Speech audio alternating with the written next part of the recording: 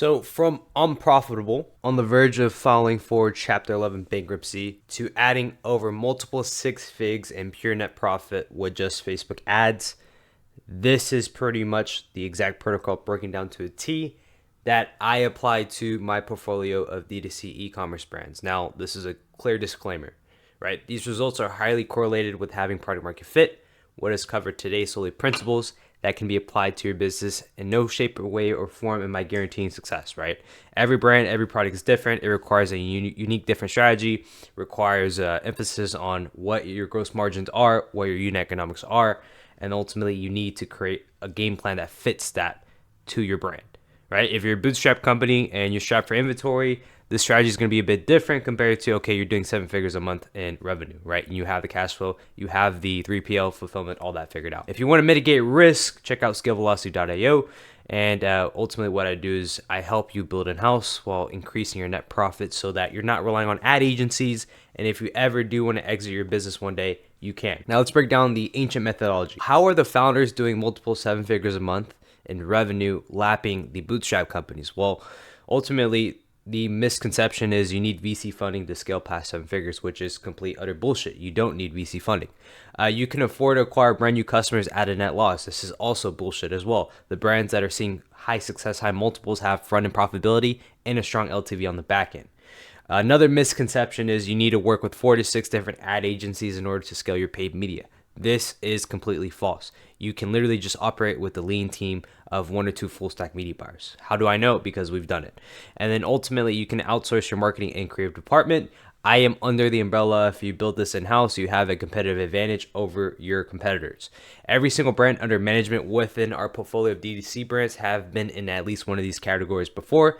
And ultimately, you've been lied to, from agency gurus to consultants who've never ran an ecom brand to flashy marketers trying to sell you a course. Look, this is Q1 early this year. We're at, 322K in sales, 144K net profit. We're only spending 40K a month in ad spend. This is only just on Facebook ads. So how am I able to generate these type of results for my customers? Well, I am dialing in profitable front-end unit economics. Now, majority of founders who are seeing more losses on their P&L sheet than pure profit come down to ultimately acquiring brand new customers at a net loss, and they're banking on LTV to turn into future cash flow for their business. Speculation always leads to losses versus pure cash in the bank. I want to have a competitive advantage where I have front-end profitability, I have the cash flow, so in case something does go wrong on the back end, we have the cash flow to maintain sustainability so that we're not filing for bankruptcy. LTV is simply a vanity metric, and it's controlled speculation. We have no idea what the frequency of a customer's coming back. We can try to inflate those numbers by dropping consistent collection drops or expanding product development, but this is a number we cannot control. We cannot force somebody to buy back into our business. So what variable metrics can we control is simply knowing our numbers, then creating an overall bundle offering to raise the net margin on the front end for first-time buyers.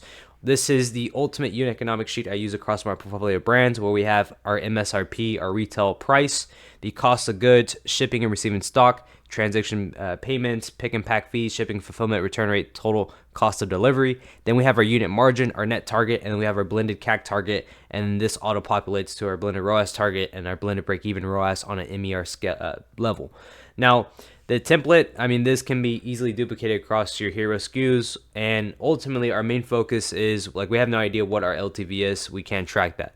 But the gross margin I aim for across our portfolio brands is I want to hit at least a 70% gross margin. And with our target CPA, we're hitting at least a net profit of 10% for every transaction made. So if we're at a 70% gross margin, ideally our profitability from that single product sold, let's say if it's a $50 MSRP, after all our COGS and everything, our gross margin's at 70%, then we have a target CPA of 10% net profit. So whatever we hit, let's say it's a $50 MSRP, and then after, let's say our gross margin is at 70% mark, well then we're ultimately seeing a net profit of around $10 to $15 for every single SKU sold. And if we don't have those numbers in place, well then I want to combine our hero SKUs into a bundle and raise our overall AOV to get that gross margin higher So then we're seeing some sort of profitability on the front end, right? If we're able to push that, instead of just pushing one single SKU, build bundles together. Maybe it's 2-3 product SKUs together. Maybe it's your best-selling SKUs. Maybe it's a 4-product bundle SKU. Whatever you need to do to get your gross margin to 70%, that is what matters most, right? Gone were the days of pushing one single SKU. Gone were the days of hoping you can make a profit on one single product, right? There's a lot of competition in the space. The way you mitigate that is by simply raising your prices. And you do this by combining your hero SKUs into a front-end bundle. Now, LTV, we cannot track this. Like if you're a business and you've been running this for over 5 years, then you have an idea of your LTV. But if you're a brand only 2-3 years old, you really don't have an idea of what your LTV is, right? You just need more time in the space, more time in the market. Now, when it comes to Facebook ad strategy, right, there's a lot of debate of, do you go fully broad? Do you go ABO? My consensus to this is we do both. We do a mix of both, right? If we're starting off, we don't have any foundations in place. I'm building a high AOV bundle. I'm putting that on one single campaign. I'm going fully broad. I'm creative testing with DCTs at a maximum of 2 active DCTs at a time. Once I have a winning combination, then I copy that post ID, I place it into the main winner's ad set. So before even thinking about running any ABO manual tests or even creative testing, we need to establish independent variables while mitigating as much risk as possible. With the campaign budget set at the CBO level, this gives you a clear roadmap to see, okay, is it a creative issue, is it a post-click issue, or is it an offer issue, right? Once I validate the winning funnel or the winning combination to generate some sort of front-end profit, then I am going to now expand into, okay, ABO testing. Maybe we do a bit of interest, maybe we do a bit of lookalike audiences, so on and so forth, just to maximize efficiency. There's pros and cons to each philosophy, right? When you go broad, there's less time spent in the ad account, but I'm focusing on areas outside of the business, which is better creatives, better landing pages, better offers. When I go ABO, fully interest-based targeting or lookalike targeting, I know that there's going to be some sort of ad fatigue every 1 to 2 weeks based off ad spend. So then I need to create a flywheel machine to facilitate that, to maximize efficiency so that I don't cap out spend. So I start off with broad first. Once we have that established evergreen offer that runs year round, then I want to go up the vertical. Maybe I do a bit of ABO, really depends. But having the budget set at the campaign level allows us to work with Meta's machine learning platform instead of against it. As a byproduct, we get cheaper CPMs, cheaper CPAs at scale, and going fully broad mitigates ad fatigue. So the recommended daily ad budget should be around 2x total AOV, or at least $100 a day in minimum. With this campaign structure, we simply copy post IDs from our winning DCT and then host that into our main winners ad set, so that over time, on a long enough time horizon, 80% of our ad budget is spent on proven winners via the previous DCT tests, while the other 20% of ad budget is being spent on possibly new winners. So there's less time spent on the ad account, more time spent on variables that actually move the needle for our business. So this is better offers, better creatives, better landing pages. Now, troubleshooting the sales funnel is pretty simple. In order to pinpoint where the bottleneck lies within the sales funnel, we need soft metrics to give us more of an idea of whether there's an issue with creatives, post-click experience, or front-end offers. So the order of metrics I display my Facebook Ads Manager is campaign, delivery, budget, amount spent, impression, CPM, reach, frequency, clicks, click-through rate, landing page views, cost per landing page views, add to cart, initiate checkout, cost per initiate checkout, purchase, cost per purchase, purchase conversion value, AOV. This is the full funnel approach of, okay, if I were a prospect going through my funnel, what are the exact stages I would reach before I convert, put in my credit card, and buy the product? This style of metric allows you to mimic that as if you were a prospect. So then you can see, okay, if I see a drop off from someone who clicks on the actual landing page, but they don't convert, let's say the bounce rate's higher than the actual conversion rate, then I have an idea or a perspective, okay, there is an issue on the post click. If I see higher CPMs, higher click-through rates, and then I see a higher CPC, then in the back of my mind, I would say, okay, maybe there's an issue with the creative or the angle we're hitting.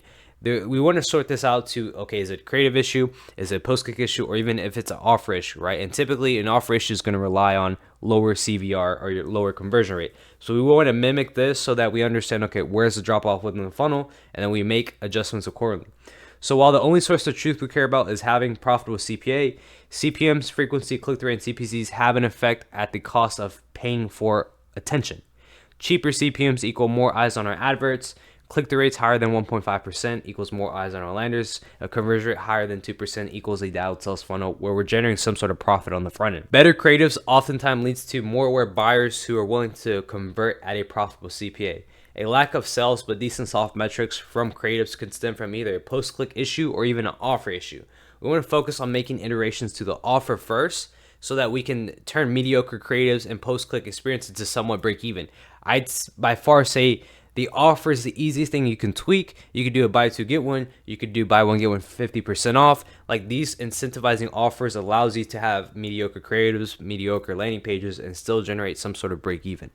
But there's no specific order of operations that follows each brand, right? It really depends on what you see based off your historic data, so on and so forth. But typically, the patterns I'm noticing across my portfolio of brands is iterations to the offer, heavy creative testing, final iterations to post-click/destination page. And you can split test with sending traffic to a collection page versus a direct landing page, so on and so forth. And as customers view the creative first, then fall into the post-click experience. So all in all, if I were to recap this, how can we generate some sort of profit? How can you mimic these numbers? Is we want to acquire first order profit. We want to ideally build in-house. We want to make our Facebook strategy super simple, go fully broad, have an evergreen bundle that runs year round. And then once you have that foundation in place, then you can go and now ABO test to maximize efficiency. I want to troubleshoot the sales funnel. I want to see, okay, where's the drop off? What is the reason for this drop off? And then I'm either doing one or two things. I'm making better creatives. I might be split testing offers, or I might even be split testing landing pages. But we want to do one variable at a time following the scientific method. Now, if you want to work with us, I mean, here are testimonials here. Like, this is the one posted on my Twitter, my main Chris thread. and Scale Velocity. And ultimately, I mean, the numbers we do can be mimicked across brand to brand, right? We've done this with Bootstrapped companies. We've done this with brands already at 7 figures a month, and they just want to have operations pretty lean. Now, if you want to build in-house, you want the exact protocol, check out scalevelocity.io. You can read my 34-page white paper that breaks this all down so that you can build in-house and one day be set up for an exit. And of course, with anything in business, if you want to skip this process of doing it yourself, feel free to book in a call down below.